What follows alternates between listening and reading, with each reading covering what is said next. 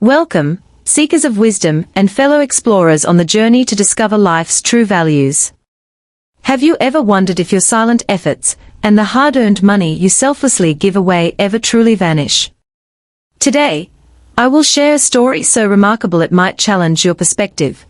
A journey across the dusty red lands of the Australian outback to answer the question, where is God keeping our money?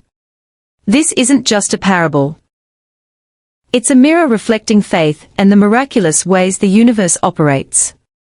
You will see a man who labored under the scorching sun of the mines, only to return and find his entire fortune had been given to God by his mother.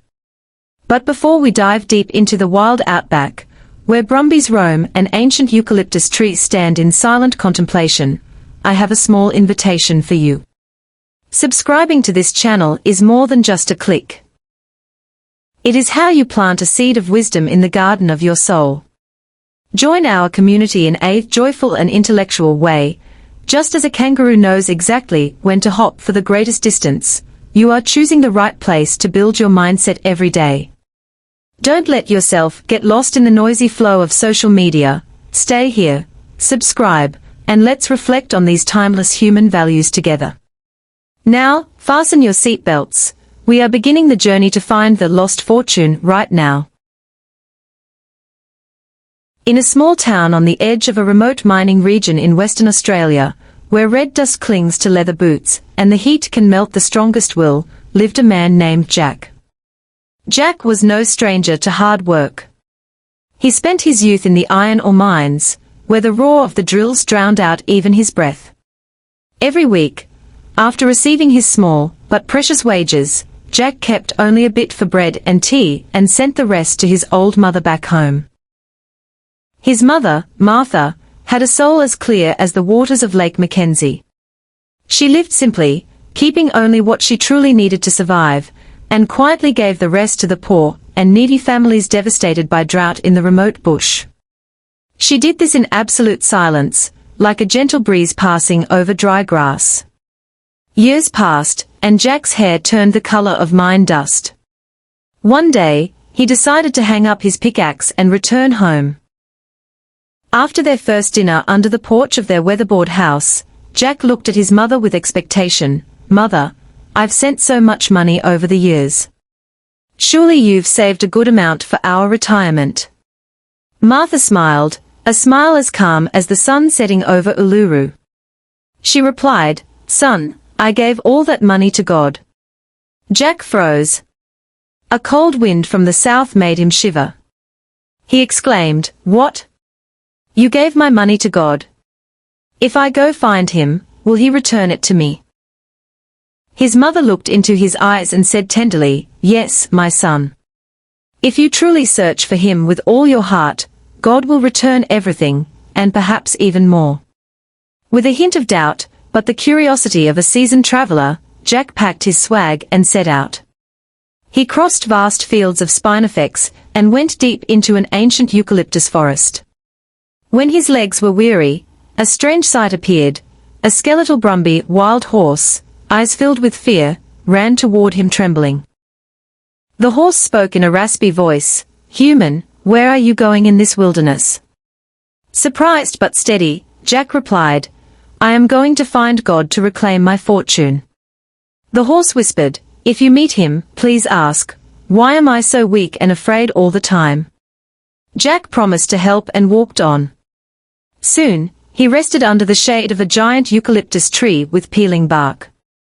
Suddenly, the trunk vibrated, and the rustling leaves turned into words, "Traveler, where are you going?"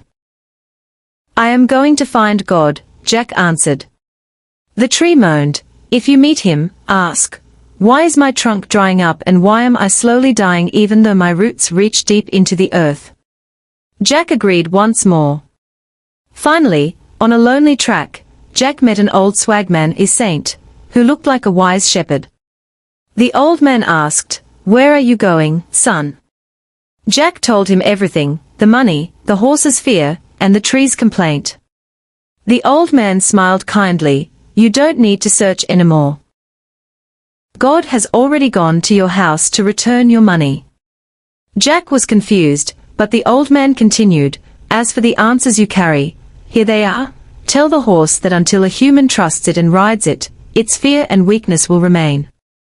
Tell the tree there is a treasure buried under its roots, and until it is removed, it cannot be healthy again. Jack thanked the man and rushed back. When he found the Brumby, he delivered the message. The horse looked at Jack and said, "You are a human. Let me serve you. Ride me." As soon as Jack mounted the horse, it became powerful and galloped like the wind through the scrub. At the eucalyptus tree, Jack shared the truth. The tree rejoiced, "Please, dig out that treasure and save me." Jack began to dig into the red earth. There, an old wooden chest appeared, filled with gold and silver coins. He filled his bags, mounted the mighty horse, and returned home in glory. Seeing his mother, Jack shouted, "Mother, I found God. And the money you gave him has come back to me many times over." My friends, the story of Jack and Martha brings us a profound lesson. Faith and kindness work in silence. In our noisy modern world, we often fall into the habit of calculating. We give and expect an immediate return. But as you saw, Martha gave selflessly, without needing recognition. She believed that what is given in the name of kindness and humanity is never lost. God, or the laws of the universe, does not always return your cash directly. He returns it through opportunities, through wisdom, and through unexpected paths. Just as the horse only found strength through trust and service, and the tree only thrived by releasing the burden of material treasure beneath its roots, we are the same. When we help others without greed, life itself starts helping us. True faith is not about demanding returns. It is about trusting that good deeds always come back multiplied in ways we never imagine. I hope this story has been a refreshing breeze for your soul, helping you believe more firmly in the power of kindness. If you found this content valuable, please give us a like. That is the energy that keeps us going on this journey. Please comment to share your thoughts or an act of kindness you've experienced, because every story you tell inspires this community. And don't forget to share this video with a friend who might need comfort or a new direction in life. Finally, if you haven't subscribed yet, do it now. Subscribing isn't just supporting us, it's a commitment to yourself that says, "I choose to live a life of wisdom and love." Thank you for listening. May your day be as bright as the Australian sun, and remember, sow a good seed, and you will surely harvest a forest of greatness. Goodbye, and see you in the next story.